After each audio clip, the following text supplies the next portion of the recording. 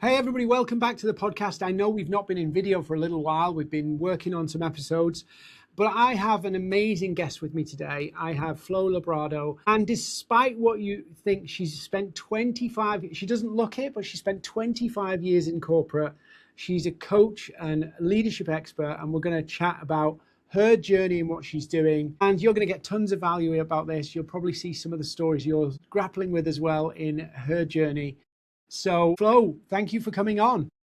I'm so happy to be here. After a couple of years of following your work, I'm super happy to be here with you.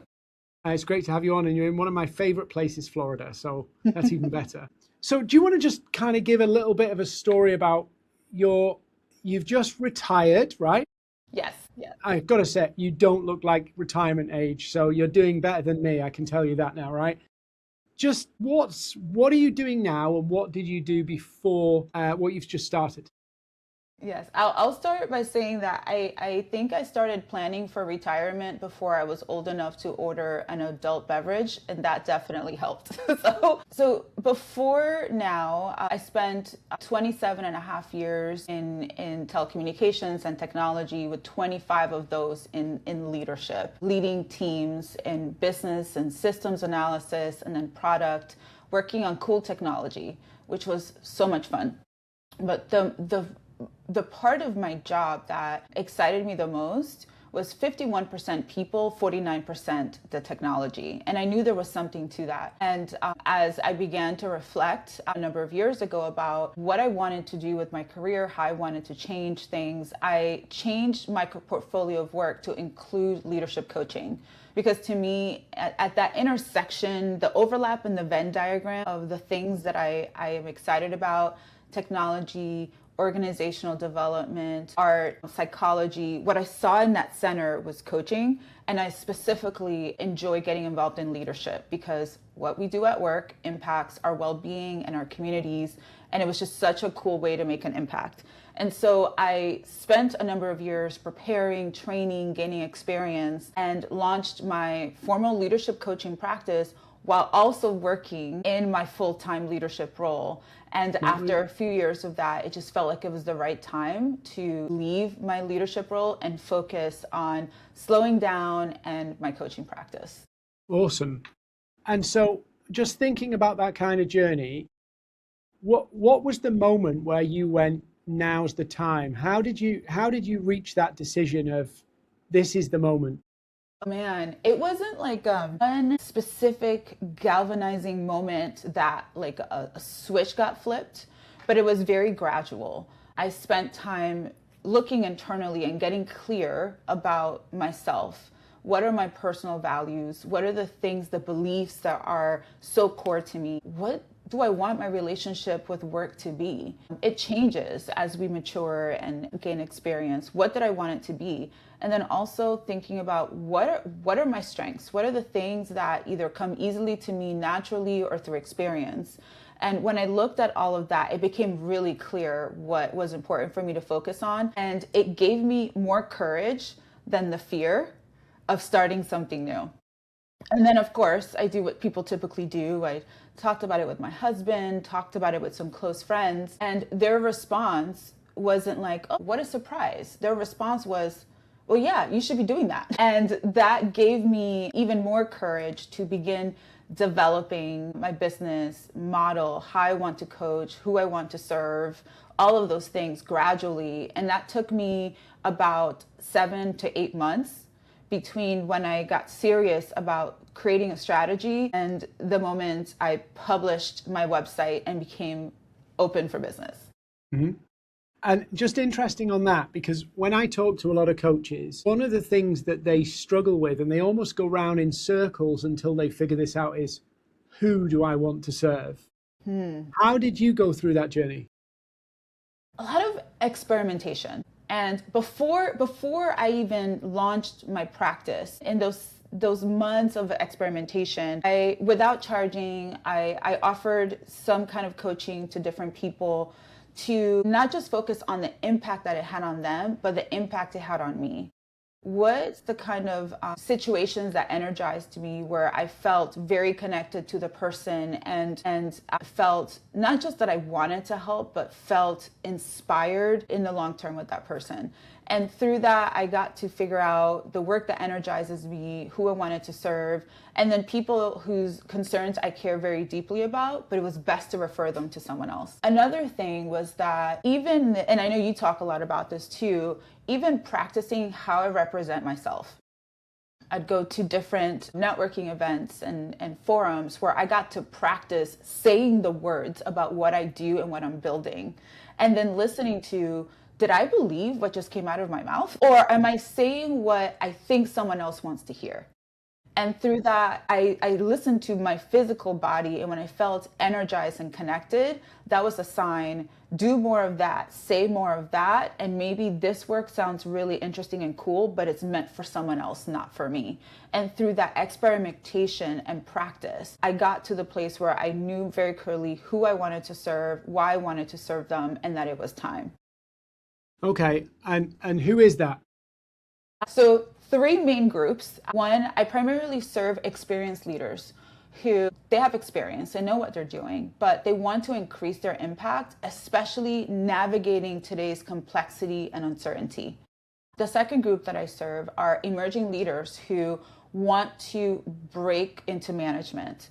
And maybe they're very good operators, but they need some support with leadership skills like empathy, communication, presence, confidence, self-efficacy, those kinds of things. And then the third group are mid-career professionals. They've been in their work for a long time, they've enjoyed it, but they're feeling that itch, like, this isn't it anymore, I want something else. And I help them discover within themselves what that something else is.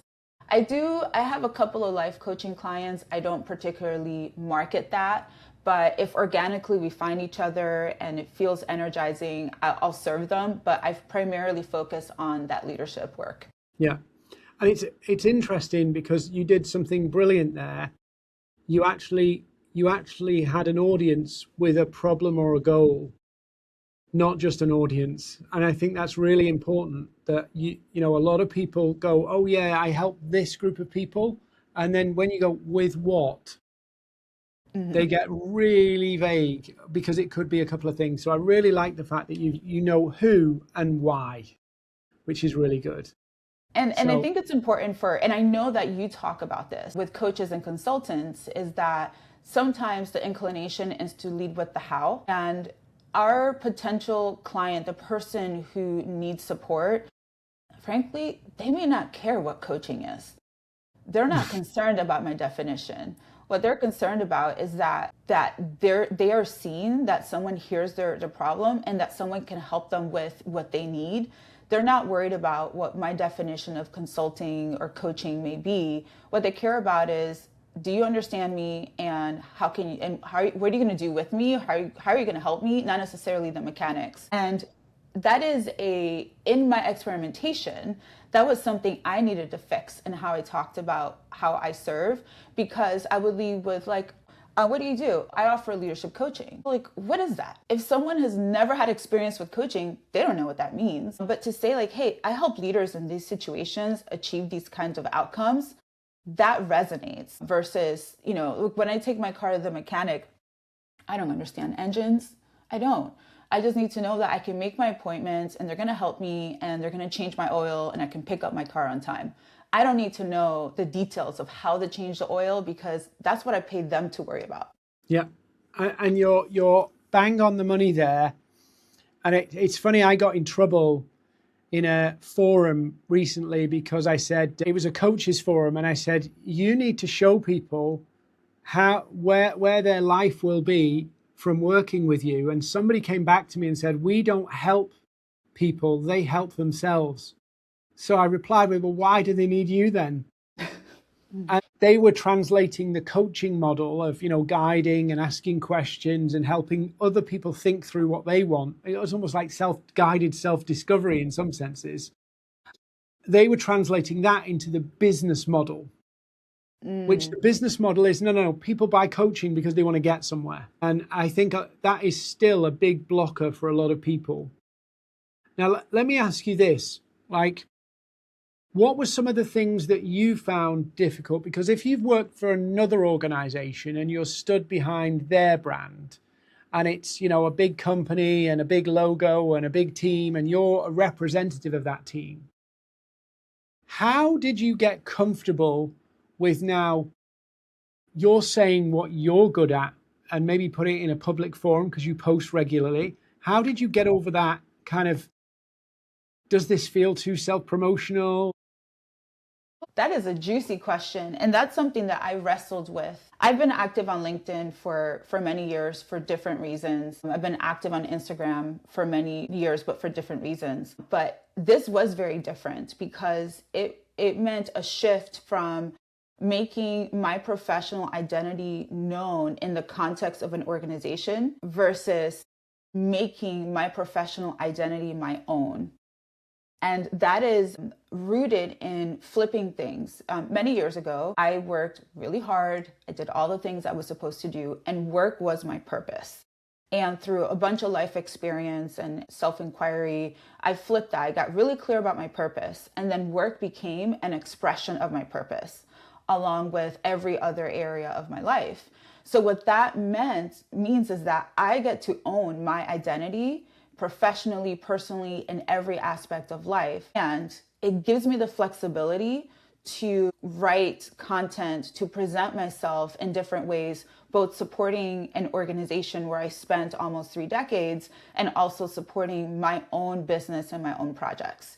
And that mindset shift of taking ownership of my professional identity, or brand, I guess is the word that may be more popularly used, gave me that flexibility to create content very differently. Now, there's a practical concern to be very careful. For example, I always made sure that I didn't create a conflict of interest. I wanted to always make sure that I was supporting every expression of my work and not in any way speaking negatively about one over the other, anything like that. That said, once I did step out of my leadership role, it did give me a certain freedom to write about some topics in ways that I couldn't before. So I didn't have to thread that needle as carefully, but it is very possible, because this is part of the issue. And I write about this, that sometimes an individual can get so interconnected with an organization that the organization's identity becomes their identity. Well, what happens when the organization changes? Is your identity supposed to shift as well? On the flip side, if you own your identity, your own brand, and you control it, you can both support your place of work and support your personal projects, your business, whatever it is that you care about, and write with integrity to honor all of those things. Because the golden thread is whatever your purpose is and what you're about, independent of an organization. And how did you feel about those? Maybe not now because you've been doing this a while, but when you first started to go and share your opinions and your experiences as a coach, how did you settle in yourself with that? I mean, maybe it's a little bit different, but maybe it's not. But British people generally are a tough crowd to actually get them to do any form of kind of anything that looks like self-promotion. They run a mile from. But there is an element of you like almost like false humility, where you won't step into your authority because you're worried about like coming across as arrogant or over the top or something like that. You won't step into it. Maybe you've seen this with clients as well in the leadership roles, that there's this fearfulness of stepping into who you know you are, but something hasn't clicked. I think that is the word, fear. And every situation that I can think of, and I experienced this myself with clients, with colleagues, with friends, it is a fear of being fully known, and the potential judgment, the fear of coming across as arrogant, or the fear of putting something out there and then realizing, oh my gosh, nobody cares anyway. And that fear keeps people sort of contained. And I felt that fear as well. I mean, gosh, the first time I remember sitting in this office, and the first time I needed to publish the LinkedIn post when I said that I launched my coaching practice. Mind you, I launched it weeks ago. It just took me a while to actually publish the post. I felt that same fear. But there is an opportunity there to switch from fear to something more purposeful. And what I landed on for me is that when I write and I create content, it's not just about me putting myself out there or people knowing about the services that I offer. It is the content itself is in service to others. And if I learn something that makes a difference for me and it might make a difference for someone else, I'll write about it and share it because it might. Or if I like to read scientific journals, and if I read a 35-page paper that someone else may not read, I see it as a service to write a synopsis and make it actionable in the real world. And when I look at it as a service, it's less about me and more about putting something out there in the world. That also happens to let people know about what I do and how I can help them in other ways. And we might land in a conversation or a DM or whatever, but making it less about just promoting myself, but a service to others, for me, changes everything. Yeah. Yeah. I think somebody said this to me, and it was actually a guru who said it to me, and they were saying it to me to try and sell me something, but there is some truth into it. If you believe that you can actually help people, and you really think you've got something that can help people, you should not hide it. And it's like, well, if I am hiding it, it means I don't believe it. And I think that is you probably need a coach to deal with that, because that is an issue. And what happens, I've seen, is people who haven't really understood their own value will basically hesitate at the point where they should do something. So I see this show, weirdly, sometimes people say, oh, you just help people get leads. I have to deal with half the things that probably you deal with, just from a different angle. Like, subject matter expert, 25 years or whatever in corporate. And I go, share your opinion on why this matters. Well, yeah, but what if the 25 years you've got doesn't mean anything? And there is this weird thing where there's something and there's something that's not quite landed into your, as you put it, your identity yet. That is, and you're touching on something that I talk a lot about, because I see it in my clients and I see it in friends and colleagues, and that is the difference between confidence and self-efficacy. Confidence is, I've been successful doing ABC, so I know that I can succeed doing ABC. Self-efficacy is different. It's saying, I've been successful doing ABC, and I can rely on my resources and energy and my ability to learn to be successful in XYZ, or at least to try. And I think what happens often is that we contextualize our confidence, our ability to succeed, the fact that we matter in an organization, and have a hard time seeing outside of the boundaries of an organization how we can be of service or helpful or lead and succeed in a completely different context without that organization. And it is a mindset adjustment from thinking, I have something that is of value in this context, to I have something that is of value that can serve in many different contexts. And that's the difference between a confidence grounded in another organization and then confidence grounded in my own experience, and knowing that I can be successful and effective in other places because I hold that experience and thought leadership myself. And that switch, that mindset, that perspective change is something that I have worked on with clients. And I see you do it as well too. Like I want to say that you published it yesterday or the day before, where you talked about people aren't going to find you if they don't know what you do. And getting out from behind of, I really know my stuff and I'm afraid people won't receive it well, and taking a chance and saying like, hey, I can communicate what I offer and I do this with an attitude of service to help other people, takes the focus a little bit off of self and more to thought leadership and skills and expertise that can be of service to someone else. And that might take the edge off a little bit of that fear, and also help us to break out of the limitation of one organization or one context to define the value that we can offer. Yeah, 100%. And just something on that's just occurred to me, and I'm not expecting you to answer the AI thing, but I do feel like a lot of people who are very good at what they do because of the way AI is just storming in so many places, and it's incredible, I use it every day, that it's actually like knocking the confidence of people who are really talented because they know the future's going to change but can't see it. Like the future of organizations, how they're going to work, their roles, all of that kind of stuff. I mean, are you seeing this happen within, the areas you're working? Obviously, it's massive in my area, but are you seeing the same kind of thing? It kind of knocking people's self-confidence, certainty of the future, that kind of stuff. It is, and I wish you could have been a fly on the wall. I was in a community of practice that I meet with monthly, held by Charles Feltman, and the topic is always trust, an element of trust. And yesterday's gathering was focused on trust and AI. And imagine a room of leaders, HR professionals, coaches, consultants in this conversation, and we all thought about what are the different ways in which AI is impacting our ability to trust.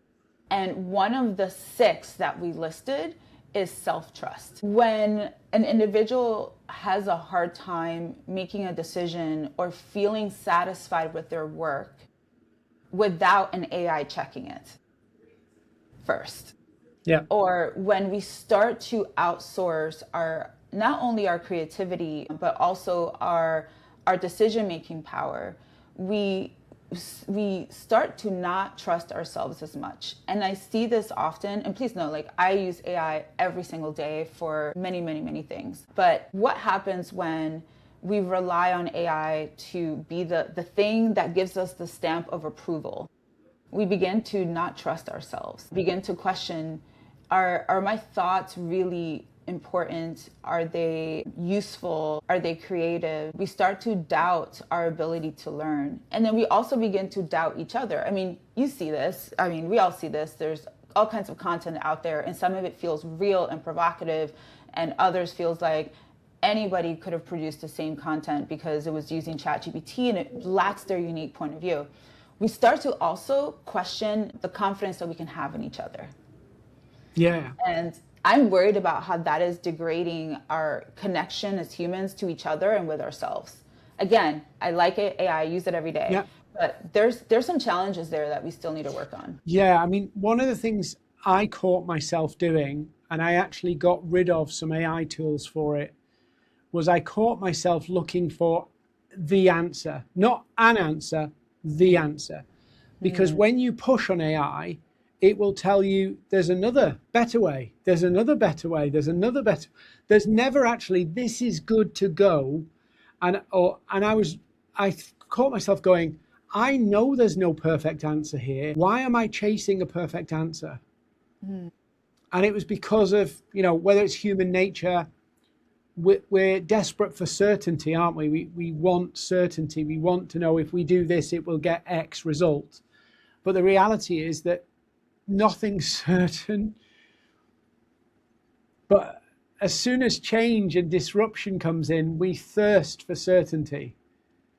And I think that's what AI is doing to us as well, making us thirst for certainty. But I'd be interested to know,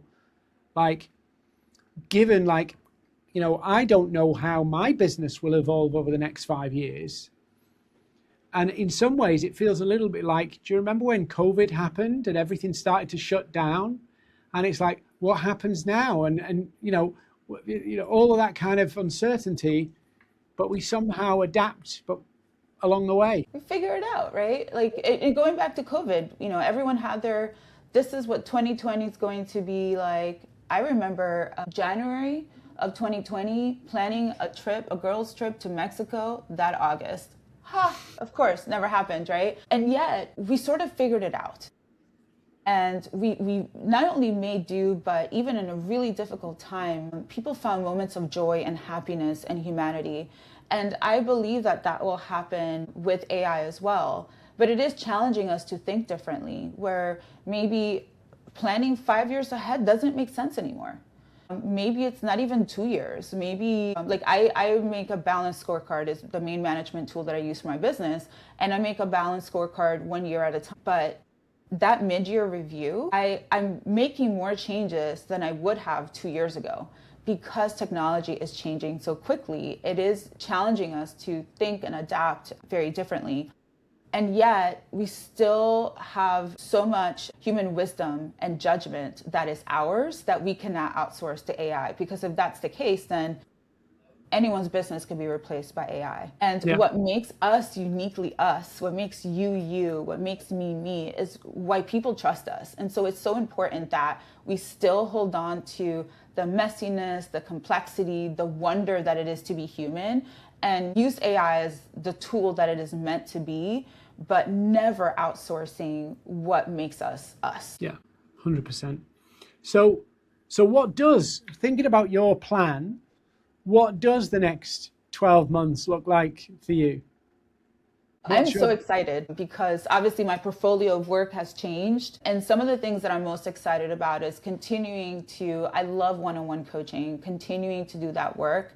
It's just so personal and so rewarding to see the transformation. But also continuing to do the work with trust, offering group workshops and talking about trust because it is such an important topic for organizations, but also just for general human wellness.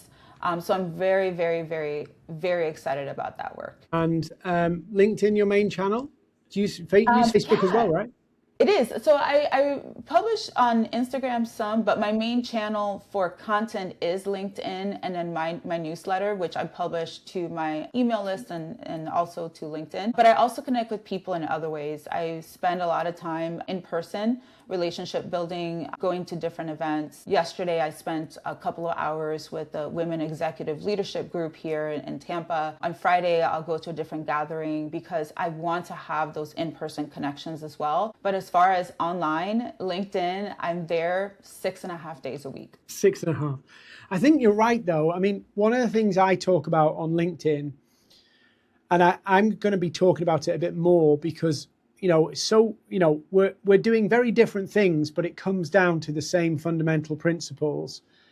If you want somebody to buy from you, whether it's some gadget, but if you're asking somebody to make a serious investment, whether that be technology, coaching, anything like that, I would argue the more personal it gets, the more trust is needed. And everybody at the moment, it's not a very popular message because it's much more popular to promote go viral and all your problems will be solved. But I always say to people, if 200 people deeply trusted you, deeply trusted you, and you focused all your effort on how do I deepen that trust with just 200 people across your socials, your business would be unstoppable. And I think, it comes from a guy who he actually founded the Wired magazine. I don't know if you're familiar with Wired Yes. magazine. And I can't remember his name now, Kevin.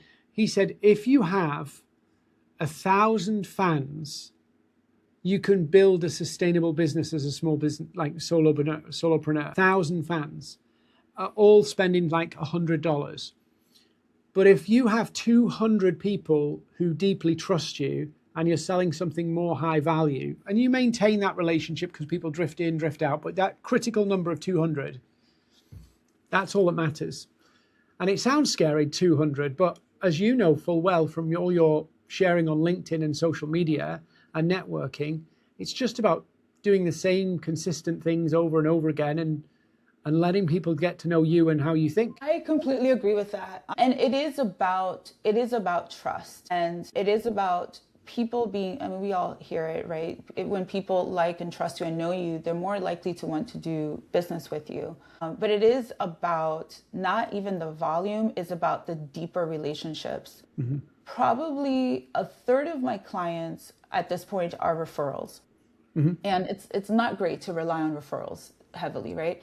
But what that tells me is that someone trusted me enough to tell someone else about me. And that someone else is borrowing the first person's trust to even reach out to me. And that's really important, right? That's a bridge for me to build trust with them and them with me. But what happens with the hundreds or maybe thousands of people that I don't get to meet in person every single day or every year? It is so important that what we put out there is consistent. That when someone visits my LinkedIn profile, or maybe they see a post that I wrote and they go to my website or happen to pull up my Instagram, that they're hearing something consistent. Because if not, if there's doubt, if there's question, it is much harder to rebuild that trust than earning it and then keeping it consistently. And it is, and I learned this from you quite a while ago, just making sure that even the images are consistent so that people can trust and recognize and feel like this input is consistent, it is safe to trust, versus sowing doubt that makes it harder. And if we can earn the trust of a small number of people who will take the time to get on a call and invest in themselves with us, versus aiming for, hundreds of thousands of people who don't trust us and will just continue to scroll, we'll get so much farther. Yeah, you're off to a good start as well, because your referrals are only 30%, which means you've got a mix, which is good. Having that mix, because obviously, a lot of like a lot of people in your situation would come out of corporate and they'll have developed a huge network over years. And why would you not use that network you've built up? Why would you not? The issue is, I'm really happy with what you've done and what you've said here. I don't know whether you've researched and said this beforehand, practiced this beforehand, but you did a good job either way. I think what you've done that's really good, smart here, is thought through before you put everything in. How does this work as a business? Who am I going to serve? Who do I want to serve? You've tested all of that out so that you don't go into, because I think it's really hard to decide who that audience is when you're live. Do you know, like I'm open, the shop's open, because your network will be so diverse from all the different people you've worked with. And if you're open for business, you want to take some clients on. And then you end up, well, I got this client and I got this client and I got this client. And you never really learn downside of referrals. You never really learn why people are coming to you, because the trust is being extended. So a bit like those messages that really resonate when people tell you things in coaching and you go, yeah, that's it. You never really figure those bits out of what to say in public that draws the people you want. And the word that you use, a word that I think is so important that you use, is learn. And in the same way that it's important to research and experiment and prepare before going live, I think it's important to continue that research and experimentation and learning, because people's needs change. Technology is changing. Everything is constantly changing, which means that what was true 3 years ago may not be as relevant now. And it's important to not miss that and to continue learning through experimentation, but not necessarily completely pivot and then do the research before a shift, before, even if it's a slight pivot, doing that research first and generating new clarity that helps you focus your energy and how you represent yourself and how you talk about yourself and who you to reach out to and who you serve, again, to build trust. If I am everyone to everyone, then no one can trust me, because then people won't know what I'm about. But if I am walking in integrity and being myself and showing up consistently, then people can trust me. I may not be the service provider that they want, but they can at least trust me enough that maybe my name will be top of mind when they talk with someone else for whom I may be the right service provider. Yeah. I think you kind of hit the nail on the head there. So just thinking about your coaching, and you mentioned earlier about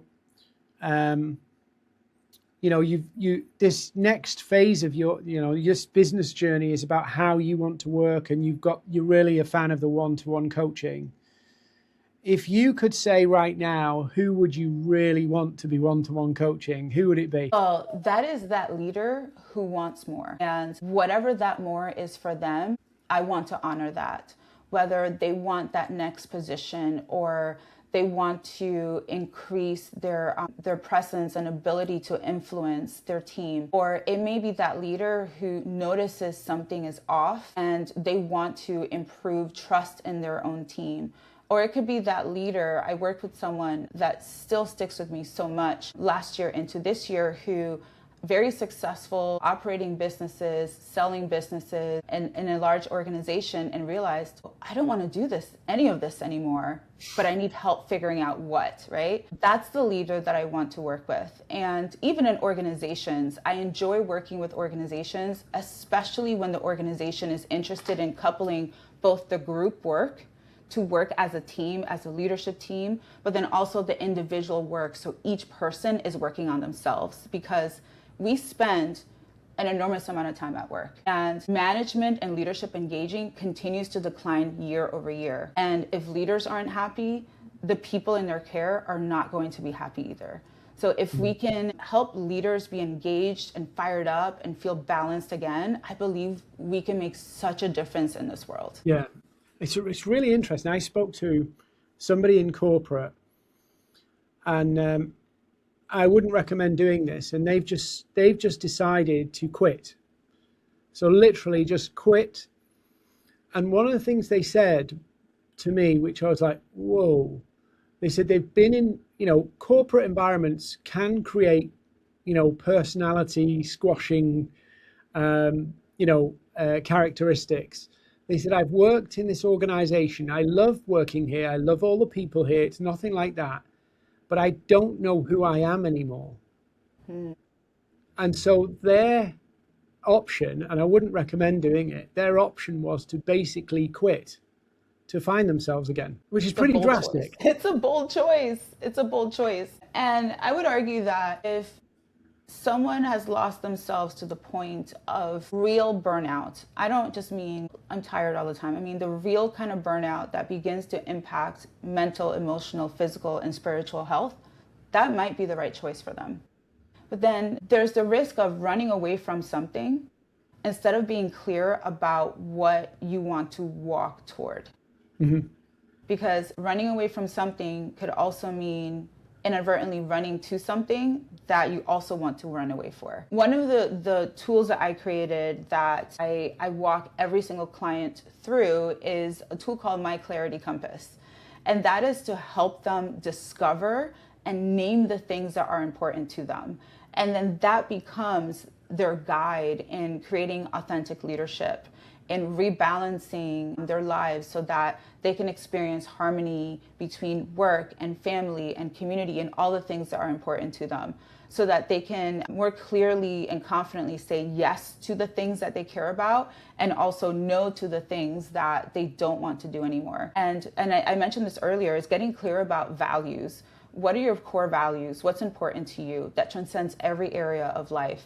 The second part is, what do you want out of work? Is it money? Is it autonomy? Is it to lead? Is it to serve? Whatever it is, no shame, but let's name it. And the third thing is, what are you good at? What are the strengths that come naturally to you? Or maybe you just over time hone these specific skills. And by being consistent with what matters to you, creating work in the way you want to work and leaning into your strengths instead of constantly trying to fix the weaknesses, you might experience more fulfillment. And I believe it is possible to discover that, whether working in a large organization or unemployed. That way, the next move that you make is consistent with what you want instead of just totally running away. Yeah. Okay. So we've got a little bit of time left. I just want to ask you one question, and it might be a long or tricky question, but just giving people something to think about. Let's say, for an example, they've been like that person, in corporate for a long time, working, like crazy. And they're like, how do I know what my values are? What's one thing you could say that would help people figure out what their real values are? One of my favorite exercises is to think of a peak moment. And I credit Coactive coaching model for this. Think about a time in your life when everything was right. not necessarily a flashy moment or just a moment. It could be simple and ordinary, but everything felt right in your world. Think about the things that were important in that moment. And that gives you a clue about your values and the things that you care about. Okay, that's cool. I'm going to try that later. I'm going to try it. Flo, this has been awesome. I want to kind of direct people to come and find out about you. Where's the best place? Your LinkedIn and your website? Yes.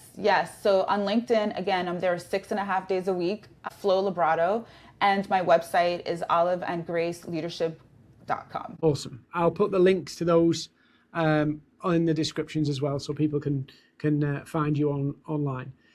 Flo, this has been awesome. I'm looking forward to getting out to Tampa in a few weeks. So Yes. we're going to try and have coffee while I'm there. So that'd be cool.